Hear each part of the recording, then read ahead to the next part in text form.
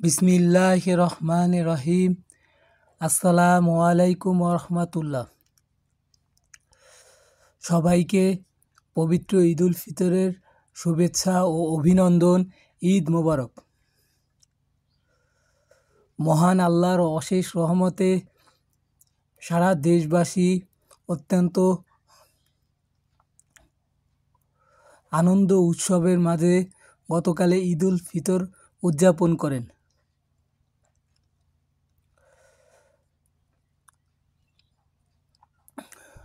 চব্বিশের স্বৈরাচার বিরোধী আন্দোলনের পর নতুন বাংলাদেশের প্রথম ঈদ, তাই মানুষের মধ্যে একটা বাঁধ ভাঙা উচ্ছ্বাস এবং আনন্দ ও অনুভূতি দেখা গিয়েছে।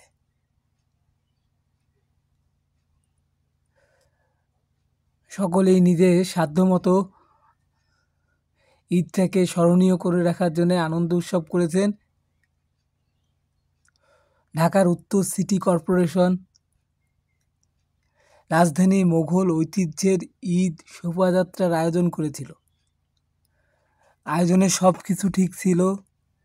মানুষ স্বার্থভাবে সকলেই আগারগাঁয়ে ঈদের নামাজ পড়ার পরে সেই ঈদ শোভাযাত্রায় অংশও নিয়েছিল। তবে ঈদ শোভাযাত্রার সামনে কেন পপেট শো বা মূর্তি রাখা লাগবে, এটা সাধারণ মুসলমানদের কাছে বোধগম্য হয়নি।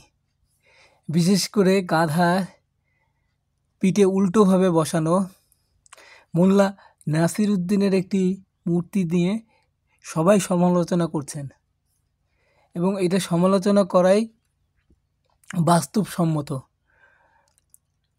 কারণ এক মাস সিয়াম সাধনার পর শাহবান মাসে মুসলমানরা ঈদ উদযাপন করেন। এটা কোনো সংস্কৃতির অংশ না, ইসলাম ধর্মের অবিচ্ছেদ্য অংশ। এবং শাওয়াল মাসে মুসলমানদের কতগুলি আমল আছে এবং যা অবশ্য পালনীয়, এবং তার মধ্যে আনন্দ করাটাও অবশ্যই এর সাথে যুক্ত। যেমন মুসলমানরা নতুন পোশাক পরবেন, গোসল করবেন, গোসল করে নতুন পোশাক পরবেন, মিষ্টি মুখ করবেন, এবং 2 রাকাত ঈদের নামাজ আদায়ের জন্য মসজিদে নয় ঈদগাহ মাঠে যাবেন, এবং যাওয়ার সময় আল্লাহ শুকরিয়া তাসবিহ পাঠ করতে করতে যাবেন। এই সম্পর্কে অসংখ্য হাদিস আছে এবং বিভিন্ন হুকুম আহকাম আছে।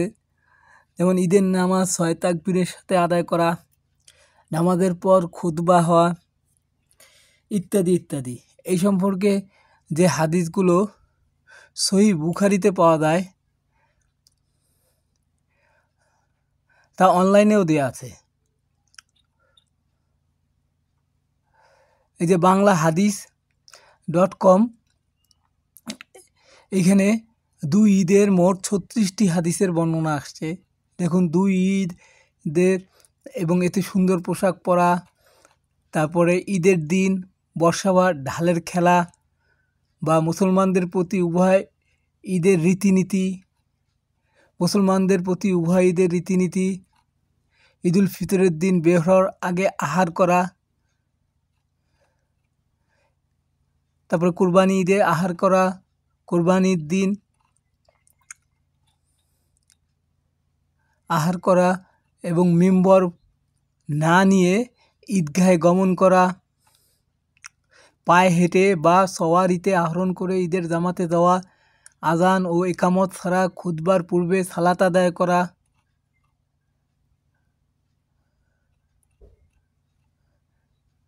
ঈদের সালাতের পরে খুতবা,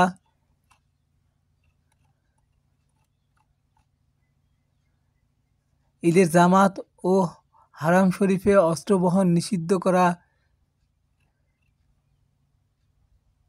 ঈদের সালাতের জন্য সকাল সকাল গমন করা, তাশরিকের দিনগুলির আমলের ফজিলত বর্ণনা করা হয়েছে।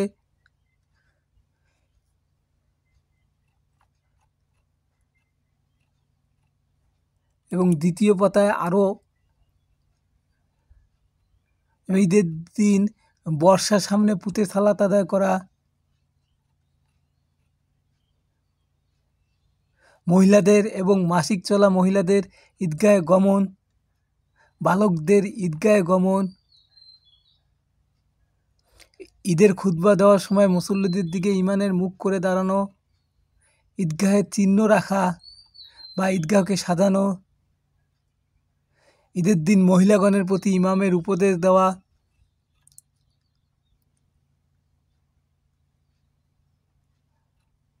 ঈদের সালাতে মহিলা কিভাবে অংশ নেবে,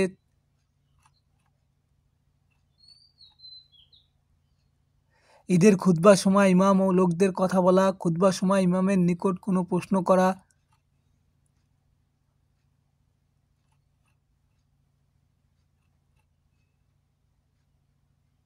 ঈদের দিন ফেরার সময় ভিন্ন পথে আসা, কেউ ঈদের সালাত না পেলে সে 2 রাকাত সালাত আদায় করে নেবেন, ঈদের সালাতের পূর্বে পরে সালাত আদায় না করা, অর্থাৎ কিভাবে মুসলমান ঈদ উদযাপন করবেন সুন্দরভাবে এখানে বর্ণনা করা হয়েছে।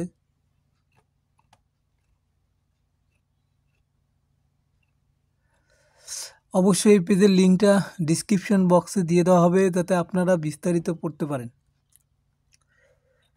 তবে গতকালকে রাজধানীতে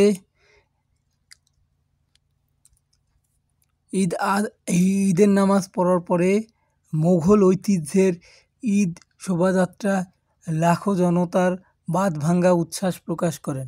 সব ঠিক ছিল, 400 বছরের পুরাতন ঐতিহ্য ঢাকাবাসী ঈদ উদযাপন করেছেন ঈদ র্যালি বা শোভাযাত্রার মাধ্যমে। কিন্তু এই যে ঈদ ভিডিওটি মোহনা টিভি থেকে নেওয়া,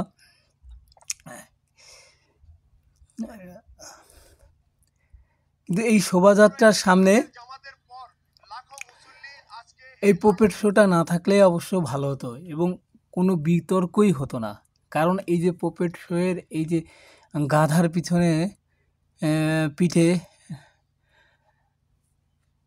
নাসিরুদ্দিন হোজ্জার উল্টাভাবে বসিয়ে যে পুপেটটা তৈরি করা হয়েছে, এটাই সবচেয়ে বিতর্কের জন্ম দিয়েছে। এবং মুসলমানদের এক আনন্দঘন অনুষ্ঠানে বিতর্ক তৈরি না করলেই হয়তো সবচেয়ে ভালো হতো। এবং বিতর্ক হওয়ার পরে বিবিসি একটি পোস্ট দিয়েছেন, বিবিসি নিউজ বাংলা, ঈদ মিছিলে নাসিরুদ্দিন হোজ্জার পপেট নিয়ে এত আলোচনা কেন?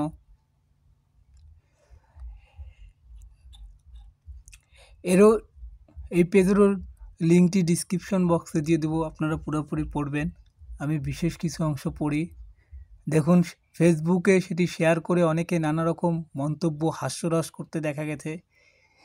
কেউ কেউ আবার গাধার পিঠে নাসিরুদ্দিন হোজ্জা বসে থাকার সাথে ঈদের সংস্কৃতির মিল কোথায় তা নিয়ে প্রশ্ন করেছেন। পুপেটটিকে বিজ্ঞ দার্শনিক নাসিরুদ্দিন হোজ্জাকে উপস্থাপন করা হলেও ফেসবুকে পোস্টে অনেকে মন্তব্য করেছেন এটি দেখতে অনেকটা জামাত ইসলামের আমির ডক্টর শফিকুর রহমানের মতো। যদিও পুপেট শিল্পী বিবিসিকে বলেছেন নাসিরুদ্দিন হোজ্জা ও জামাতের আমির শফিকুর রহমান একই ব্যক্তি না। ঠিক আছে, পুপেট শিল্পী আয়োজন বলছেন মূলত বাংলার সাহিত্য ও মুসলিম সংস্কৃতির ইতিহাস ঐতিহ্যকে তুলে ধরতে আয়োজনে হোজ্জা চরিত্র ফুটিয়ে তোলা হয়েছে। বেশ ভালো কথা। দেখুন পুপেটটি।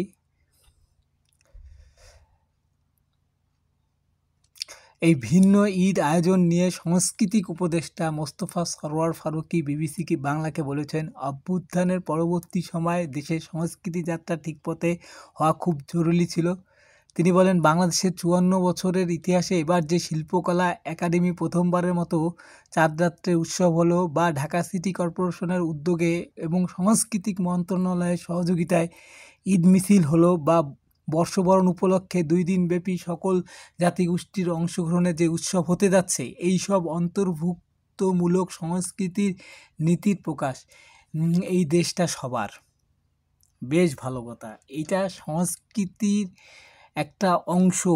আর ঈদুল ফিতরের নামাজের পর শোভাযাত্রাও একটি সংস্কৃতির অংশ, সব ভালো কথা। কিন্তু মুসলিম সংস্কৃতির বিশ্বে কোথাও মূর্তি নিয়ে মুসলমানরা ঈদ উদযাপন করেছে, বা মূর্তির সাথে বা পপেটের সাথে ধর্মপ্রাণ মুসলমানদের কোনো সম্পর্ক আছে বা সম্পর্ক দেখানোটা, এই রকম বিতর্ক সৃষ্টি করা বিশ্ববাসীর কাছে মুসলমানদের একটা নতুনভাবে উপস্থাপন করা এবং এর মাধ্যমে একটা বিতর্কের জন্ম দেওয়া, এই কাজটা না করলেও হতো ইনশাল্লাহ। দেখুন, এই হজ্জার পপেট নিয়ে যে আলোচনা করা হয়েছে,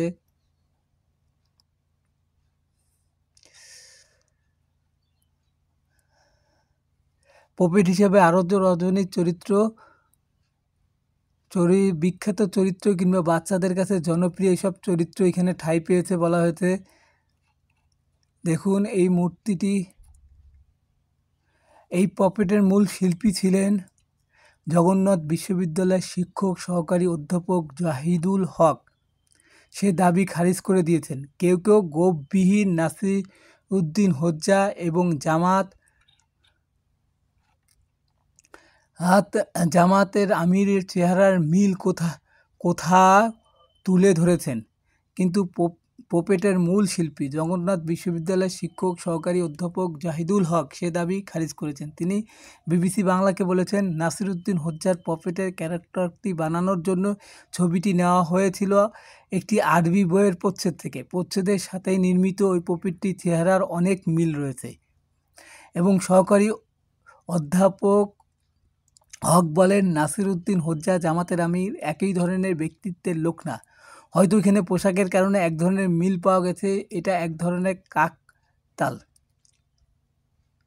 তিনি বিবিসি বাংলাকে আরবি বইয়ের প্রচ্ছদে সেই ছবিটি সরবরাহ করেছেন যার আদলে বানানো হয়েছে হোজ্জার এই পপেটটি। তিনি বলেন, গায়ের কালো কোট, লাল জুতা, সাদা পাগড়ি সবই ওটার সাথে যায়। তবে জামাত আমিরের সাথে কিছু মিল পাওয়া গেলেও সেটি যে ইচ্ছাকৃতভাবে ওনাকে হেয় করার চেষ্টা করা হয়েছে এই বিষয়টি এমন না, একদমই এমন না।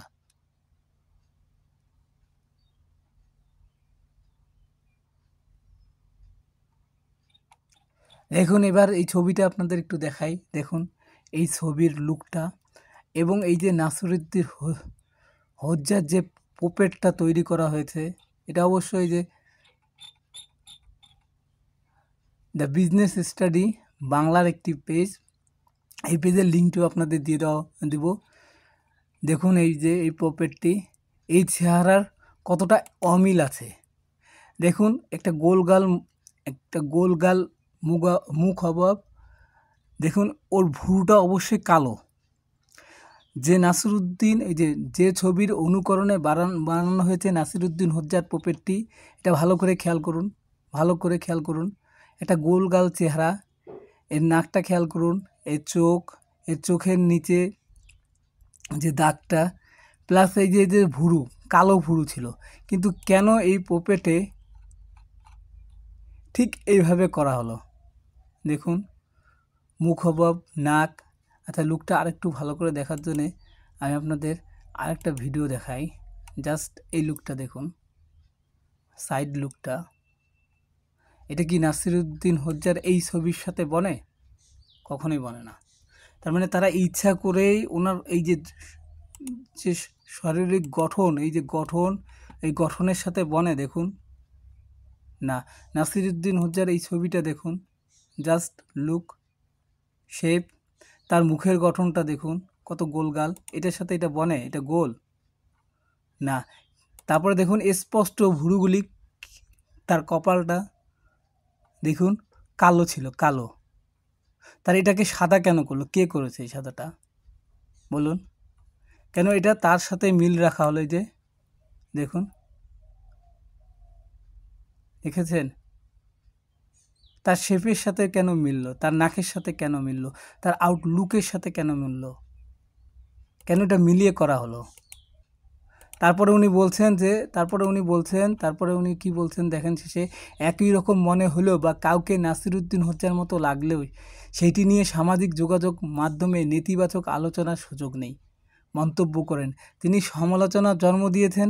জাহিদুল হক বলেন, আমাদের পরিকল্পনার সময় হাতি ঘোড়া সহ বিভিন্ন কিছু ছিল, কিন্তু আমরা পরে চিন্তা করলাম শিশুদের জন্য কোনো কিছু করা যায় কিনা।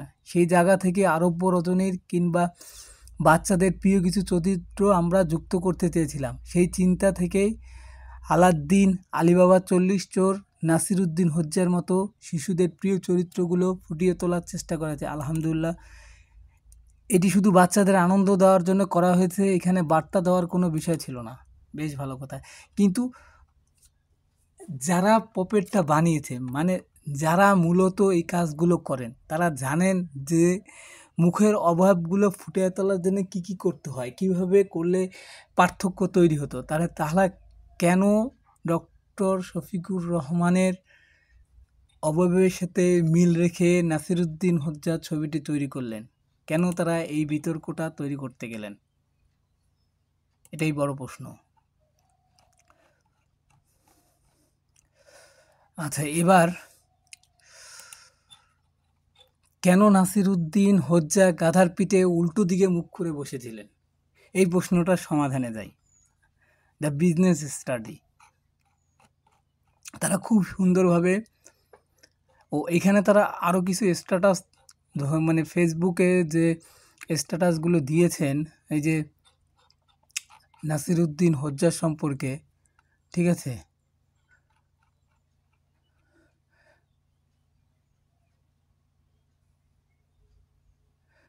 জাহিদুল ইসলাম নামে এক ব্যবহারকারী নাসিরুদ্দিন হোজ্জার ভাস্কর্যের ছবির সঙ্গে পোপেটটির ছবি পোস্ট করে তাতে লিখেছেন, নাসিরুদ্দিন হোজ্জার পোপেট বানানোতে গিয়ে এটা কি বানিয়েছেন কলা বিজ্ঞানীরা, এদের হাতে কি অনুষ্ঠানের দায়িত্ব দেওয়া হোক না কেন, সেটাকে বিতর্ক করতে কোনো না কোনো উপাদান রাখবেনই। ঈদ আনন্দ মিছিলে এগুলো আদৌ প্রয়োজন আছে কি? তিনি লেখেন, ঢাকার উত্তর সিটি কর্পোরেশনে এত প্রাণবন্ত একটি আয়োজনে এই কলা বিজ্ঞানীদের জন্য শেষ পর্যন্ত সমালোচনার হাত থেকে রক্ষা পাওয়া গেল না। পরবর্তী যে কোনো আয়োজনে এদের বিষয়ে আয়োজকদের সচেতন থাকবেন, সেটাই প্রত্যাশা। পোস্টে খালিদ সাইফুল্লাহ নামে একজন কমেন্ট করেছেন, যারা বানিয়েছে তারা উদ্দেশ্যমূলকভাবেই এই বিকৃতি ঘটিয়েছে, তাদের শাস্তির আওতায় আনা উচিত। তারা এই যে নাসিরুদ্দিন, এইটা তুরস্কে আছে, এই যে গাধার পিছনে, তারা এইটাও নিতে পারতেন, কত গোলগাল একটা চেহারা, আর তারা এইটা নিয়েছেন। আমি আগেই দেখিয়েছি কোন ছবি থেকে নিয়েছেন, তার সাথেও মিল রাখেন নাই, জাস্ট তারা একটা বিতর্ক তৈরি করেছেন, ঠিক আছে। এবং কপালগুলি এবং ভুরু অবশ্যই সাদা, ওখানে সাদা ছিল না। আমি আবারও দেখাই, আপনারা ভালো করে ছবিটা দেখুন তার লুকটা কীরকম ছিল। একজন ভাস্কর্য শিল্পী চাইলে ঠিক এই লুকটাই আনতে পারতেন,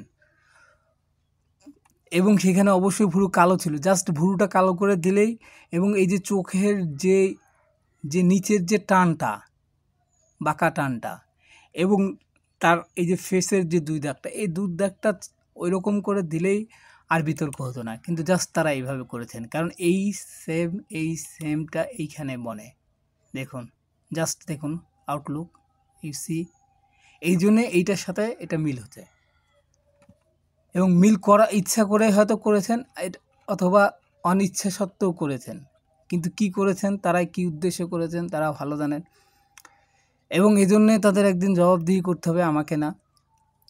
কিন্তু এটা নিয়ে বিতর্ক, ঈদের এত সুন্দর আয়োজনটা, 1 মাস পরে মুসলমানরা একটা ঈদ উদযাপন করবেন, কেন তারা এটা নিয়ে সমালোচনা বা বিতর্ক করবেন? 400 বছরের একটা ঐতিহ্য, ঈদ শোভাযাত্রা, তারা স্বার্থপূর্ণভাবে সকলে মিলে অংশগ্রহণ করবেন, আনন্দ করবেন। এই আনন্দের মধ্যে রাজনীতি, মোল্লা নাসিরুদ্দিনকে ঢোকানোর কি প্রয়োজন ছিল, তারাই ভালো জানেন। দেখুন আরও কিছু পোস্ট পড়াই। মাকে মাহমুদ নামে একজন তার ভেরিফাইড ফেসবুক পেজে এক পোস্টে লিখেছেন, মূল কনসেপ্ট নাসিরুদ্দিন হোজ্জা, কিন্তু চেহারা আদল নিয়ে করেছে রাজনীতি, স্পষ্ট বলেছেন, যেটা আমি একটু আগে বললাম। এবার বলেন, ঈদ মিছিলে এই ছবিটাকে কিভাবে দেখেন?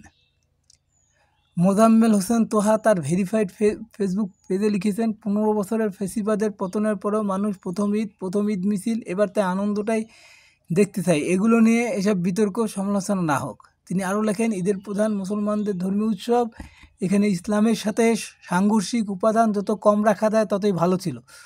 আগামী বছর থেকে ঈদ মিছিলে চাঁদ, তারা, মসজিদের প্রতিকৃতি রাখেন, প্রয়োজনে কাউকে নাসিরউদ্দিন সাজিয়ে সত্যিকার গাথার উপর চড়িয়ে হাজির করেন। একান্তই চাইলে কাঠের হার্ডবোর্ডের শেপে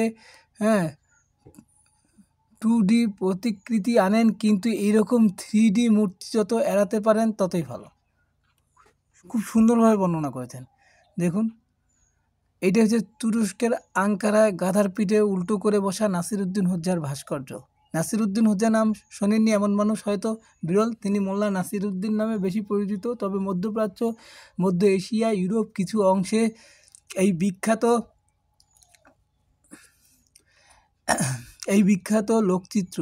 লোকচরিত্র তিনি একজন বিখ্যাত লোকচরিত্র। হাঙ্গেরি থেকে ভারত, চীন এবং দক্ষিণ সাইবেরিয়া থেকে উত্তর আফ্রিকা পর্যন্ত বিস্তৃত বিশাল ভৌগোলিক অঞ্চল জুড়ে তার গল্প প্রচলিত। শতাব্দীর পর শতাব্দী ধরে লাখ লাখ শিশু নাসিরউদ্দিন হোজ্জার বুদ্ধির গল্প কৌতুক শুনে বড় হয়েছে। অ্যামিউজিং প্ল্যানেটের প্রথম প্রতিবেদন নাসিরউদ্দিন হোজ্জা সম্পর্কে বলা হয়েছে, তিনি ছিলেন একই সাথে একজন জ্ঞানী ও সরল মানুষ। নিজের বুদ্ধি, প্রজ্ঞা ও সাধারণ জ্ঞান দিয়ে যে কোনো নাজুক পরিস্থিতি খুব সহজে সামলে দেওয়াই তার বেশ নাম ছিল। তার উপস্থিত বুদ্ধি ও বিজ্ঞতার খ্যাতি ছড়িয়ে গেছে দেশ দেশান্তরে। ধারণা করা হয় নাসিরউদ্দিন হোজ্জার জন্ম বর্তমান তুরস্কের সিভরিহিসারের হুর্তু গ্রামে 1208 সালে। পরে তিনি এস্কিসেহির এবং সেখান থেকে পরে কোনিয়ায় চলে যান। সেখানে 1284 সালে তিনি মারা যান। তবে কেউ কেউ বলেন নাসিরউদ্দিন হোজ্জা নামে আসলে বাস্তবে কেউ ছিল না। এটি কেবল 1300 শতকে আন্তলিয়ার আদিবাসীদের দ্বারা সৃষ্ট একটি কাল্পনিক চরিত্র। তুরস্ক ও ইউরোপের বিভিন্ন স্থানে নাসিরউদ্দিন হোজ্জার বেশ কয়েকটি ভাস্কর্য রয়েছে। এগুলোর বেশিরভাগই দেখা যায় নাসিরউদ্দিন হোজ্জা গাধার পিঠে উল্টো দিকে হয়ে বসে আছেন। গাধার পিঠে তার এভাবে বসা নিয়ে একাধিক গল্প প্রচলিত আছে। আর তা হলো, একদিন নাসিরউদ্দিন হোজ্জা তার গাধার পিঠে উল্টো দিক হয়ে বসেছিলেন। লোকেরা যখন তাকে এর কারণ জিজ্ঞাসা করলেন, তখন তিনি উত্তরে বলেছিলেন, আমি গাধার পিঠে উল্টো দিক হয়ে বসিনি, বরং গাধাটি ভুল দিকে মুখ করে আছে। নোটেড। দেখুন, নাসিরউদ্দিন হোজ্জার উক্তি, আমি গাধার পিঠে উল্টো দিকে হয়ে বসিনি, বরং গাধাটি ভুল দিকে মুখ করে আছে। এখন সংস্কৃতি বিষয়ক উপদেষ্টা সরোয়ার ফারুকী বলুন, কে গাধা আর কে গাধার পিঠে সওয়ার? নাসিরউদ্দিন হোজ্জার বেশিরভাগ গল্পটি তার গাধার উপস্থিতি পাওয়া যায়, কিন্তু অল্প গল্পে হোজ্জার উপস্থিত বুদ্ধি প্রকাশ ঘটেছে। আবার কিছু গল্পে তাকে পাওয়া যায় নিতান্তই বোকা সাদাসিধে মানুষ হিসাবে। তবে ঘটনা যাই হোক, তার গল্পগুলি শতাব্দীর পর শতাব্দী ধরে মানুষ আনন্দ জুগিয়েছে। আরেকটা এখানে ওই একই গাধার পিঠে উল্টোভাবে বসার গল্প এসেছে। এটা দ্বিতীয় গল্প। একবার একদল ছাত্র নাসিরউদ্দিনের কাছে কিছু শিখতে চেয়েছিলেন। তিনি তৎক্ষণাৎ তার গাধাটির পিঠে চড়েন। তবে তিনি গাধার পিঠে বসেছিলেন উল্টো দিকে মুখ করে, আর ছাত্ররা তা নিয়ে তার পেছনে পেছনে চলছিল। নাসিরউদ্দিনকে এভাবে গাধার পিঠে বসতে দেখে ছাত্ররা বেশ অবাক হলো। তারা ভাবতে লাগলো, যে ব্যক্তি নাসিরউদ্দিনকে জ্ঞানী বলেছিলেন তিনি সম্ভবত ভুল বলেছিলেন। এক ছাত্র তখন ফিসফিস করে বলেছিল, একমাত্র বোকারাই এইভাবে গাধার পিঠে বসতে পারেন। আরেকজন উচ্চস্বরে বললেন, হোজ্জা, কেন আপনি গাধার পিঠে উল্টো হয়ে বসেছেন? এটা তো কোনো মানেই হয় না। হোজ্জা তখন জবাবে বলেছিলেন, ঠিক আছে, যদি আমি সাধারণভাবে সামনে মুখ করে বসি আর তুমি আমার পিছনে পিছনে হাঁটতে, তাহলে আমরা কথা বলতে পারতাম না, তাই না?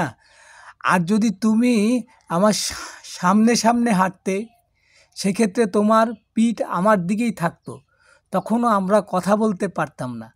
কিন্তু এখন যেভাবে বসে আছি, আমরা একে অপরকে সামনাসামনি দেখতে পাচ্ছি। এটা অনেক ভালো উপায় কথা বলার জন্যে। তুমি কি একমত নও? গল্পের এই অংশটা আমি যারা সমালোচনা করছেন তাদেরকে বলবো যে এখান থেকে আমাদের কিছু শিক্ষার নেয়ার আছে। আমরা অবশ্যই নাসিরুদ্দিন হোজ্জার সাথে একমত হব। হোজ্জার জবাব শেষে ছাত্ররা দ্বিধায় পড়ে গেল, কারণ কয়েক মুহূর্ত আগে তারা ভাবতো কেবল একজন বোকাই গাধার পিঠে উল্টো দিকে মুখ করে বসতে পারে, কিন্তু এখন তারা দ্বিধাগ্রস্ত হয়ে গাধার পিঠে উল্টো করে বসা ব্যক্তি আসলেই কি তারা দ্বিধাগ্রস্ত যে গাধার পিঠে উল্টো করে বসা ব্যক্তি আসলেই কি বোকা হতে পারেন নাকি বোকা নন। আর কিছু লেখেনি। ভালো কথা। যাক, এই বিতর্কতা জন্ম দেওয়ার কারণে অনেকে মজা করেছেন, কিন্তু আসলে বিশ্ব কি করেছে একটু দেখি। দেখুন, ফিলিস্তিনের জন্য রাস্তায় নেমে এলো লাখ লাখ মানুষ ঈদের পরে। দেখুন, ঈদের নামাজ পড়ে কারোর, এটা কালবেলা ওয়ার্ল্ডের থেকে নেওয়া, সৌজন্যে নেওয়া।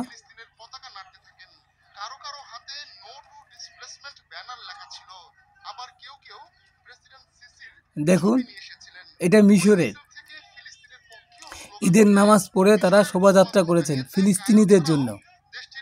দেখুন,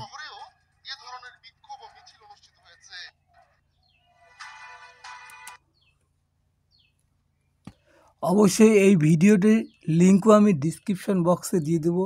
আসলে বিশ্বের মুসলমানরা এবারের ঈদ কিভাবে উদযাপন করেছেন তা দেখার জন্যে আপনার এরকম অসংখ্য ভিডিও পাবেন। আমি আবারও বলছি,